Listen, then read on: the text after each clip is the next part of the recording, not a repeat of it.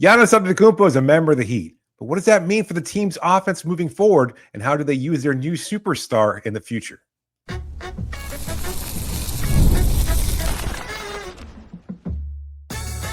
You are Locked On Heat, your daily Miami Heat podcast, part of the Locked On Podcast Network, your team every day. Hello and welcome to Locked On Heat. Thanks so much for making us your first listen every day. I'm Wes Goldberg here with David Ramil. Today's episode is brought to you by Odoo. Great organizations win because operations matter, and that's why you should get Odoo. Try for free today at odoo.com/lockedon. That's odoo.com/lockedon. We have a jam-packed show for you today. We are throwing away the trade grades. We're going to break down the basketball side of the Giannis trade and what it means for the Heat, and how they should go about building their roster, and how Erik Spoelstra should coach this team. So it's a lot of basketball talk on today's episode. Finally, David, we're finally here because we have talked a lot about the Giannis trade, how it all went down, the reaction to it all. But it did occur to me yesterday that we haven't really talked about who Giannis is as a basketball player since the trade went down. And I do think that we should discuss some of that because, you know, I think Heat fans need to understand the difference between maybe who Giannis was when the Bucks were winning a championship in 2021 and who he is now, because I do think it's a slightly different player. Still a top, in my mind, 4 player in the league, 4 or 5 player in the league, depending on who you ask. Evidenced by this last season. I know he only played in 36 games, but the last game he played for the Bucks in March against the Pacers, 31 points on 50% shooting, 14 rebounds, 8 assists, and he did that all in 23 minutes. This guy is dominant still when he's out there on the court. His first 30 games before the injuries kind of derailed his season. 28 points per game on 64.5% shooting from the field, 10 rebounds and almost 6 assists per game. As he's gotten older, he has narrowed his shooting profile. He used to experiment more with mid-range shots and threes. He basically got rid of that last year. He shot a career-high 70% of his shots at the rim and made 77% of them. So even with all of the injury and the age concerns that people talk about with Giannis, he was still the most dominant player at the rim in the league last season. And that's where I think everything begins with Giannis these days, David. Listening to the kind of accolades that we're talking about in his performance last year, I feel like Heat fans, I know, are still questioning whether or not, some Heat fans, I should say. I think most of the fan base is extremely excited, as they should be. And then yet you have some critics saying, you know what, I'm not sure if it's such a good deal, or outright saying it's a bad deal for Miami because they've either given up too much or Giannis is too much of a high risk given his age and injury history. We can't address that. Who knows? Injuries are unpredictable, and it's impossible to say whether or not his career is going to be marred by them moving forward, or whether or not he's just going to continue to be in great health for the next couple of seasons while he's in a Heat uniform.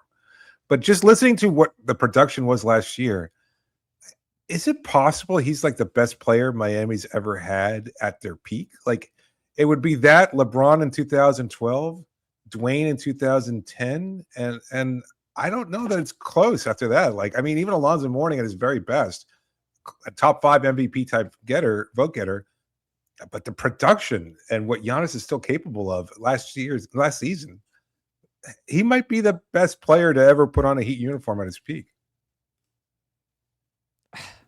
I mean, LeBron is. Like, okay, but look at what you just mentioned. Like, again, we're casually rattling off 30 points a game.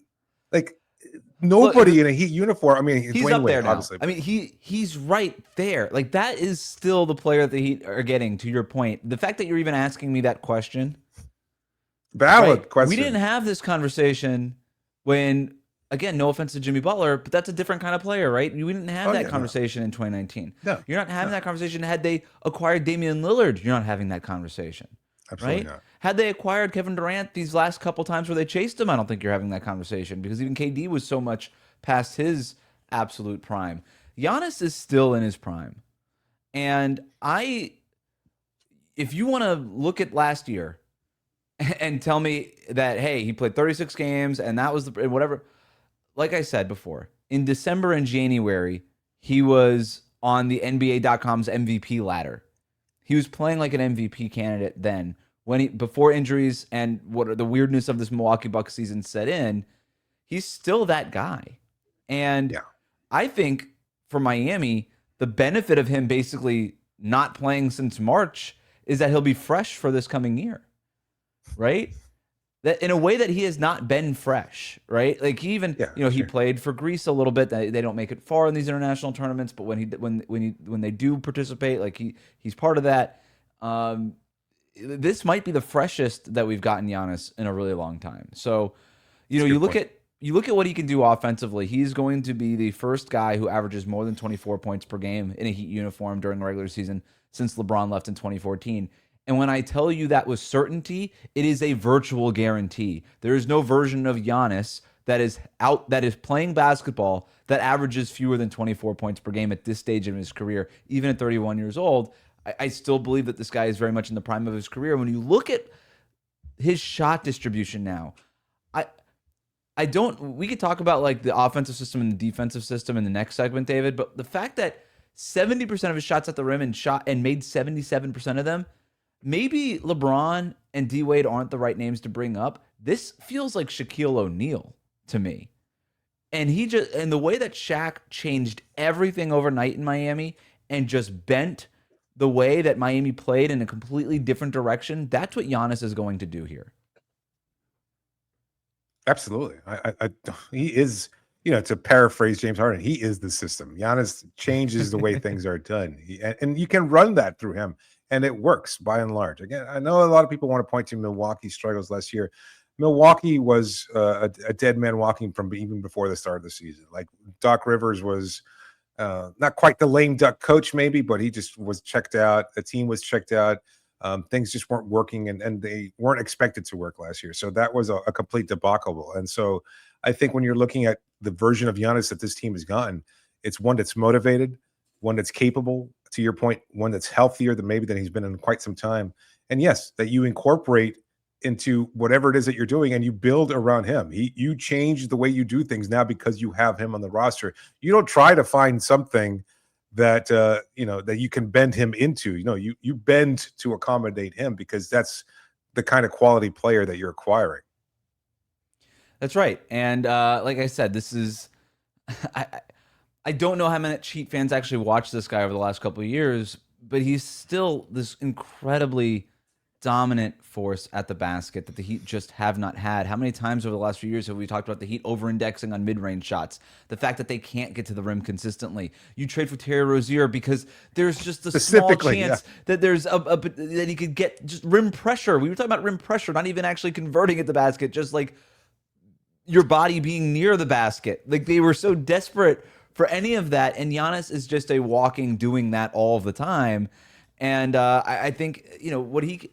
At this stage of his career, I would say he's a much better offensive player than he is a defensive player. I know that he has a Defensive Player of the Year award under his belt. He did fall off last year, and probably the last couple of years defensively. I also think that that's kind of what you expect in a year where there were casual trade talks even going into last season for Giannis and the Bucks. And just like the weirdness of that season kind of in or out and just not really being bought into the Doc Rivers. I don't know if you read that story, David, in the Milwaukee Journal. I did hear about it, but I didn't read it. Yeah, I read the whole thing last night, and it is just an awesome documentation and great example of reporting over years and years and years of a local writer there who knows the Bucks organization and knows Giannis, and basically did the whole "now you tell us" type of story, and basically just like Giannis just was out on Doc Rivers for a year and a half, basically, and just didn't really want to be involved in getting him fired for a couple, like A, didn't know if he was going to be there long term, and B, just didn't want to become the guy who got all of his coaches fired, right? Because he didn't want to end up earning that reputation. But whatever, I bring that up just because he was clearly not totally locked in, just like Doc Rivers wasn't totally locked in. So defensively, that's where you start to see that kind of slide and those kinds of things. I think under Erik Spoelstra, he might not get back to DPOY level defense, but I certainly think he's going to get back to even, I think, all defensive team level defense. And you look even at just some of the advanced metric stuff, even in 2024, 2025, still elite marks across the board. Elite. He's always been an elite defensive rebounder. Miami's going to be one of the best rebounding teams in the league now with Giannis and Bam. And he's always been high in block rate. He's a defensive playmaker that this team has not had since they traded Jimmy Butler. I think defensively, he's also going to bring a lot to the table. I don't want to just get giddy or gush giddily over this, but I know there's still questions, right? And I know it doesn't work out just based on what we've seen in the past. There has to be a new version. And again, I do agree that last year was, a blight on an otherwise fantastic career here. But you've laid out a number of reasons, and we're hearing more and more of things being broken regarding how broken things were last year. And so he's a total game changer. I think. Look, I had my questions, and maybe I was rash in doing so. And I'll be honest with you, I didn't like the whole kind of playing around with social media that he did at the end of the trade deadline. And I know that decision wasn't entirely his. It just left a sour taste in my mouth because you think, what you're going to get done. We saw the writing on the wall last year. I think we're getting confirmation of that right now. That last year was the situation between the relationship between Giannis and the Bucks was irretrievably broken. Yep. And so that being the case, I thought they should have just pulled the trigger on last year's trade deadline and got the deal done. And then for him to say, no, I'm not going anywhere, nor would I, and to put out that Wolf of Wall Street tweet, that was just ridiculous behavior. And so I was kind of done with the whole situation. But there's no denying what you're saying here, and that he's still such a capable player. I absolutely agree with you. I think he's going to reach not new heights because he's already been an MVP twice for the league. He's already reached the highest of the heights. Yeah. He has. But he's still going to be, I think, a better, more efficient. And I think they're going to find a way of minimizing his workload too, something that he hasn't had over the last couple of seasons in Milwaukee too. So I'm excited to see what that looks like next year. That brings us to our next segment. How exactly are they going to use Giannis on offense and on defense? We're going to talk about that. Erik Spoelstra perhaps having to tweak some things, maybe change them, overhaul some things. Offensively and defensively, all of that coming up next.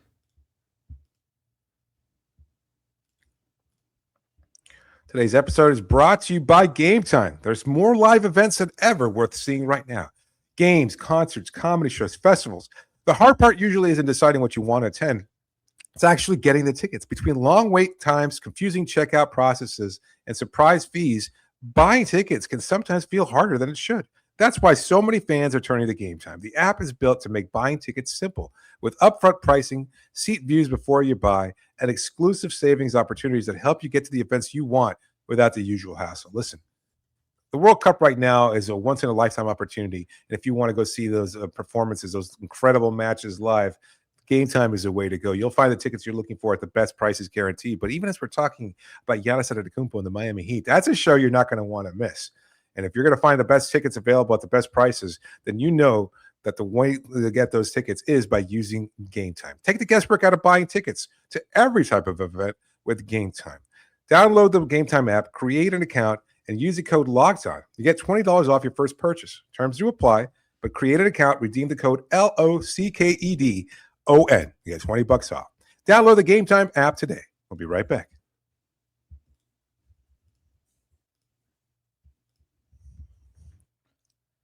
Welcome back to Locked On Heat. Thanks so much for making us your first listen every day and making Locked On the #1 sports podcast network. If you haven't already, go check out our new Everydayer Club, where you're going to get access to an ad-free audio feed for Locked On Heat, compatible with Apple Podcasts, Spotify, and every other major podcast app. And you're going to get an invite to the members-only Locked On Everydayer Club Discord server, which includes a group chat just for listeners of this show and access to the group chats of all the other shows. Go to lockedonheat.supercast.com or tap the link in the show notes to learn more. Let's talk about basketball strategy here, David. Something that I feel like we haven't really talked about in quite a long time here. I do want to talk about what I think could be an overhauled defense, but let's start with the offense. And the main question I think we have to start with is, do the Heat run the same offense that they had last year? That up-tempo, no ball screen, push the pace offense. I think you look at that and you say, that's a perfect fit for Giannis. The conspiracy theorist in me would say, and I'm not saying this to be clear, but the conspiracy theorist in me would say, like, maybe they developed that system just to get it under their feet for Giannis, right? Like, let's master the system and then fold Giannis into it. Because it is sort of the perfect system for Giannis. Like, him in transition is still one of the best offensive weapons in the league. I think when you look at the way this roster is constructed, at least right now, and even the way that we project them to build this thing out, they're not going to have that natural playmaker on the roster, that traditional type of point guard who's going to be able to run the offense. So not asking anybody to do it, and just having Giannis and Wiggs, if he's still on the team, and Bam and Davion Mitchell, all the guys that are still here, basically run the offense that they were last year, and just having Giannis kind of put Nas in the system of it, I think is really interesting. But I do think that the concern with it would be it would wear him down, just like we saw it wear down the whole team last year. And that would be my concern is, can you even afford to run that system with Giannis at the age he's at now, and with his history of not finishing seasons healthy? Yeah, I don't think you can. I think it's a too high a risk. And I'll say this: I think it's hard to determine exactly how the offense should be run. You're absolutely right in terms of the system feels like it would be perfectly suited to maximize what Giannis can do. He's the best possible player to fit into this offense when the ball barely touches the court, and we've seen him cover the length of the court in a handful of steps. There's no way that you could take him out. It's like the system was built for him, and he is the perfect embodiment of that system. And yet that's asking him to do too much. And I don't think that I don't think it's worth the risk. So will we see those anyway, just because of this is who he is? It's inherently baked into his style of play. He's going to have those opportunities where it's a rebound, and next thing you know, 5 seconds later, he's slamming the ball through on the other end. That's been Giannis throughout his whole career. Right. So that's not going to change. So I don't even know how much of a system it'll be, so much as this is what we're going to see regularly with Giannis because of what he can do in the physical, whatever he can do physically. That again, that very few players have been able to do throughout all of NBA history. But as far as like an offense is concerned, I think, again, you're going to need to surround him with more shooters. There's going to be moments where you're going to be in a half-court offense, and we even saw this with last year, where the fast pace isn't necessarily working all the time, and defenses can get set. What happens there, and how do you still generate offense easily? I mean, is it just a matter of dumping it to Giannis and letting him go to work? Well, that, again, is putting him in a pressure situation. Milwaukee never really did that. They never treated him as like a Jokic style post player where they're like, hey, get deep position and we're just going to dump it into you. They would do it occasionally, but mostly it was Giannis getting the ball and just going to the basket from a little bit further out, or you just a pick and roll, right? I do wonder if maybe the most instructive version of this is the Big Three era Heat, where LeBron wasn't a three-point shooter until maybe that last year in Miami. And everything was basically an inverted offense. Now, they had Chris Bosh, who stretched the floor to mid-range and a little bit beyond that. They also had Dwayne Wade as another ball handler who drew a ton of attention away from LeBron. And so they were able to create space that way. My question to you, I agree with you, like, how do they create space? We know that they're going to have to acquire shooting. We know that they're going to acquire shooting. We don't know exactly what the names are, but let's just assume for the sake of this exercise that they've got some shooting on the roster. Okay, now we have some space here. But then what, right? Are we going to be running pick and roll with Giannis? If so, does that put Bam in the corner? Is he all of a sudden, like, Bam has shot 31% on threes on more than 5 attempts per game? I don't know that teams are rushing to close out on him. I think they're kind of happy when Bam shoots threes, frankly. But can he get to the point playing off of Giannis where he is a little bit more dangerous, right? Because the Giannis effect is, play off me, I create so much space for you out on the perimeter that your percentages are just going to naturally go a little bit higher because you're just going to be a little bit more open every single time now. I don't know. I think it's an interesting question about how they get into their half court. I think you're right. And my feeling is that they probably should use Bam differently, like in a way that he hasn't been enabled to. Now you've got a player who commands so much more attention and just dominates that way. Like this is the example. This is the perfect way of unleashing a different version of Bam. And maybe that's, again, unrealistic to expect at this stage in his career. But I think those lanes that he's been somewhat hesitant to drive into over the past few seasons are going to be more wide open than ever, because you've got a veritable freight train of a human being creating those opportunities in Giannis Antetokounmpo. And I think that if you're able to build that wall, and not many teams can, to kind of keep Giannis away from the rim, and you spray it out to a Bam Adebayo who's along the perimeter, not necessarily camped down in the corner waiting for the 3-point shot, but even if he's just like in a dunker spot or something like that, you're going to have him being able to be able to get to the rim with much. I wouldn't be surprised if Bam's shot attempts at the rim increased this year from where they were last year, because I think it was a very different offense, and I think that he's going to get much more opportunities even with Bam. I know the idea is, well, they're going to clog the lane and stuff like that, but I don't think that's the case. I think Giannis is going to be able to get to the rim pretty much at will, because that's just who he's been. And then if he doesn't get that opportunity to score there, he'll find somebody else. But I think he's going to command so much more attention. I think Bam's going to be able to capitalize. He's going to be able to take advantage. The dunker spot is a great call too, because if you're able to just throw it up there for Bam, he could still just dunk it from that spot. And we saw this, by the way, with Jimmy and Bam. They were not a good fit on paper at all. And yet they both had such a great basketball IQ and great feel and great passing instincts that those little tic-tac-toe passes in the middle of the paint, they always just found each other open on those really, really tiny little rolls or those little cuts, or one of them would be planted in the dunker and they would just kind of bop it into him a little bit. And I think that stuff will be there for Giannis and Bam eventually when they start to develop a little bit of chemistry, and that'll be a work in progress too. I'm just trying to think of what the offense might look like too. Oklahoma City might be an instructive offense here, where they are not a team that deploys a ton of high-level reputation shooters, right? And yet they just have this singular force in Shea, who, okay, like, you can build a wall in front of me. You could try to get me off my spot. I'm still going to get my spot. Shea and Giannis, very different players, but Giannis, an elite isolation player for different reasons. You just can't stay in front of him. He's too strong, too big. And so maybe the job here is, hey, Davion, Bam, Wiggs, you're not an elite level playmaker. You're not Tyrese Halliburton out there. I don't need you to be. I just need you to get this guy the ball in the triple threat spot and kind of let him go to work. And then it's up to Giannis to make those decisions. Heck, Bam can even do this. You can run 4 or 5 pick and roll with Bam and Giannis, and you can flip that either way.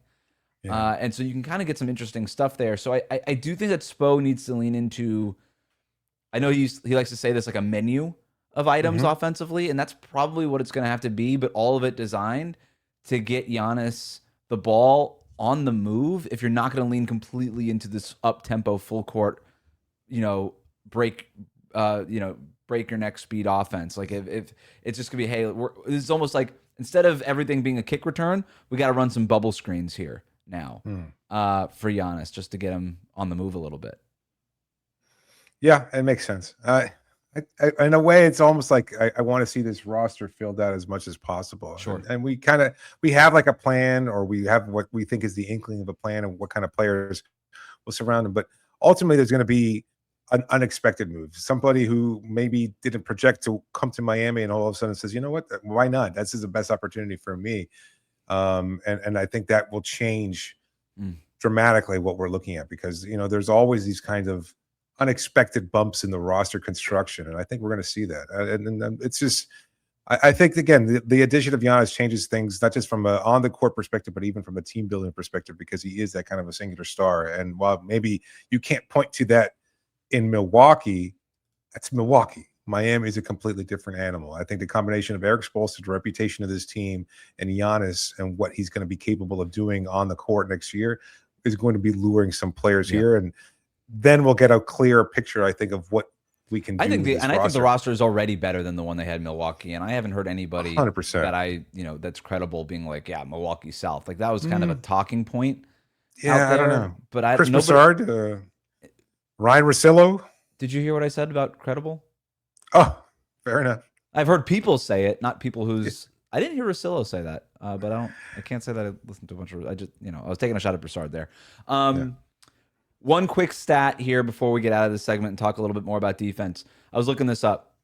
Giannis barely played last year. We know that, just the 36 games, and yet still 5th in the league in total points in the restricted area. Yeah. Despite the fact that he played less than half of the season. That's how dominant we're talking about. 8.6 made field goals in the restricted area per game. Second was Zion at 6.2. Jeez. It's the difference. I mean, it's crazy. I mean, he is, when I say he is the most dominant rim force in the league by far, I'm not exaggerating.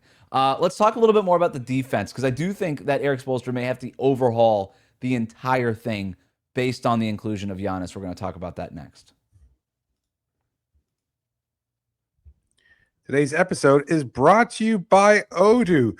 Running a business shouldn't feel like you're trying to connect a bunch of systems that were never designed to work together. One app for accounting, another for inventory, yet another for sales, and somehow none of them talk to each other. That's where Odoo comes in. Odoo is an all-in-one business management software that brings every part of your business together in one powerful platform. From sales and accounting to inventory and marketing, everything works in one place, helping your team move faster, stay organized, and focus on growing the business instead of managing software. The best organizations know that success isn't just about talent. It's about having everyone working towards the same goal. And that's true in sports, just like it is in business. We're talking about team building.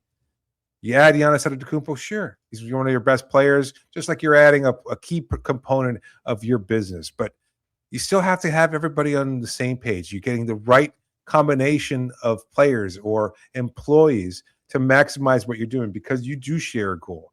On the floor, it's about winning. In a business, it's about succeeding and getting the best possible product for your customers. And that's where Odoo really makes things happen because it helps you stay organized in a way that other things cannot. Great organizations win because operations matter. And that's why you should get Odoo. Try it for free today at odoo.com/lockedon. That's odoo.com/lockedon. Missed calls and slow follow-ups can cost businesses more than they realize. Every unanswered call, forgotten text, or delayed response could mean a missed opportunity, a lost customer, or revenue left on the table. And that's why today's episode is brought to you by Quo. That's spelled Quo, the business communication system built so you never miss a call. Quo brings your team's calls, texts, and customer conversations together in one place, helping businesses stay organized, responsive, and connected. Quo simplifies communications for an entire team. Instead of juggling multiple phones, inboxes, and message threads, everyone stays on the same page and focuses on serving customers. I've known it before. I've said it a lifetime ago. I used to work in PR. And one of the things that I always advise my clients is to always make sure you have a consistent message. And there's no better way of developing that consistent message if you're all working together. It's hard to maintain a team, but that's where Quo makes things so much easier because you're all connected. You see exactly what's happening. Somebody calls in, action items are laid out clearly due to their AI assistant, and everybody moves together as one. That's what helps you take your business to the next level. Money's on the line. Always say hello with Quo. Try Quo for free. Plus, you get 20% off your first 6 months when you go to quo.com/lockedonnba. That's QUO.com/lockedonnba. We'll be right back. Welcome back to Locked On Heat. Thanks so much for making us your first listen every day. Let's talk about the defensive side of the ball. I do think defense now is going to be very much Miami's identity. You've got Bam, you've got Giannis, you've got Wiggins, who's likely to return. You've got Davion Mitchell. That is a hard-nosed defense and a lot of different kind of defensive playmakers on that end. And yet, I don't know that they can run the same defense. Quick note, we were going to talk about Bobby Portis on today's show, but I think we're going to run out of time, so we're going to save Bobby Portis for one more thing. But David, what defense should Miami run now? Because last year, their base defense, now we know that they run a bunch of different kinds of schemes. They'll mix some zone in, but their base defense was essentially we're going to switch 1 through 4 and we're going to drop our 5. In Milwaukee, for years, their base defense, regardless of who the coach was, but always because Giannis was there, was we're gonna drop our 5, but we're gonna use Giannis as a helper, and we're not gonna do a lot of switching. And so I do wonder, like, okay, now you're coming into Miami and Bam and Erik Spoelstra. There's a defensive foundation here. Do they rock that defensive foundation and switch things to not switching things, I guess, and play a little bit more of a Giannis defense and try to unlock him as a help side defender? Yeah, I think you'll still see plenty of switching defense. I think you have the two players that can help the most in that regard, but I wouldn't be surprised if they run more zone too, or something that's like an iteration of a zone type defense, because you're going to have these two rangy players that can both cover a lot of ground and can cover anybody 1 through 5. And so as such, there's no weak spots there. I don't know if it's necessarily going to be a drop. I mean, I guess you put Giannis in drop and have Bam in the helper role, and I think that would kind of In the it would almost zone? be like, yeah. Well, I mean, sort of. I Or guess just in their base defense? their base defense, kind of what we were just talking about for Milwaukee. I guess in that case, Giannis would be more of the Brook Lopez type, and then Bam would be more of the player that that Giannis was in Milwaukee. This is an aside here, thinking about it. Could the addition of Giannis finally help Bam unlock his Defensive Player of the Year candidacy? Wouldn't that be the most ironic thing of all?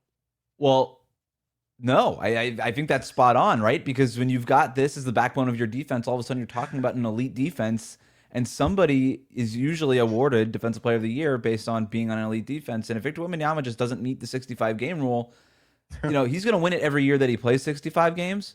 But if he doesn't, then it becomes a little bit more wide open. I think Bam is totally in the mix for DPOY. It is really funny. I'm so glad you brought that up, though, like flip-flopping Giannis and Bam, because most people would just see the roster and be like, okay, Bam's your center. You play him at center. And then Giannis is playing as a help side defender the way that he won Defensive Player of the Year. They are going to do that, and I also think they're going to do the thing you said. I think Spo is going to flip them around a lot. Yeah. And if you're an offensive player and you're bringing the ball down the court, every time you bring it down the court, you just have to at least peek and look at who's the 5, who's the 4, who's the drop big, who's the help side defender, what do I have to be aware of? That's just another thing that the offense has to think about every time they're down, coming down the floor. And that is such an advantage, man. Like, just to be able to throw out these things. You can, by the way, if the offense comes down and they try to swing the ball and they reverse the ball from one side of the court to the other, Miami could just switch it mid-possession, right? Like, Giannis was the 5 and Bam was the 4. We just switched it in one possession. In the 17 seconds on the shot clock, we just flipped it around on you. Now figure it out. I think that's a tremendous opportunity. It's something that I thought about, and I'm glad you brought it up. I do think that they're so good defensive. Their base personnel defensively with Davion, Wiggs, Giannis, and Bam, I don't think they need to switch anything. Yeah. I think their base defense is probably going to look very similar to what Milwaukee's did, where you drop the 5, you have a help side Giannis, where you plant him on a guy in the corner, or the way that the Spurs use Victor Wembanyama, very similar to the way that the Bucks have used Giannis during their best defensive seasons, where just pick the worst shooter on the opposing team and have Giannis play off that guy. And as we were just saying, you could flip it. You can have Giannis be the drop. You could have Bam play off that guy. And now you just got one of those. You have either Giannis or Bam lurking at all times when one of them are on the court. And then you just play it. You just play it straight up all the way around. Davion Mitchell, Drew Smith. These guys are going to be chasing guys off the 3-point line as opposed to switching. Again, it's an Erik Spoelstra defense. They're going to do all of it at different points in the season. But in terms of first few possessions, here's our base defense before we start getting weird. I think that's probably what it'll be.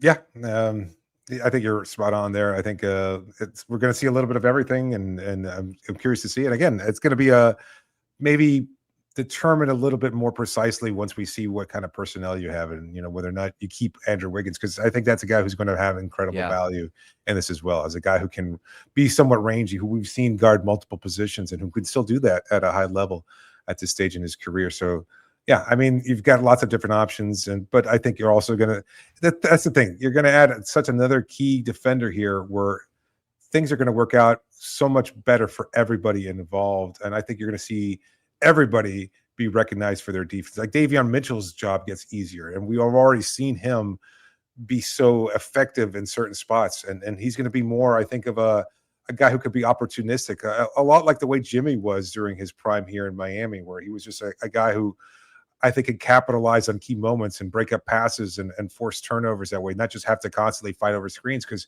if you can get past Davion Mitchell, and then you see this potential wall with Bam Adebayo and Giannis Antetokounmpo there, you're probably going to be creating a lot of turnovers. You're probably going to be like, oh, well, I can't get past them. And next thing you know, you're kind of stuck.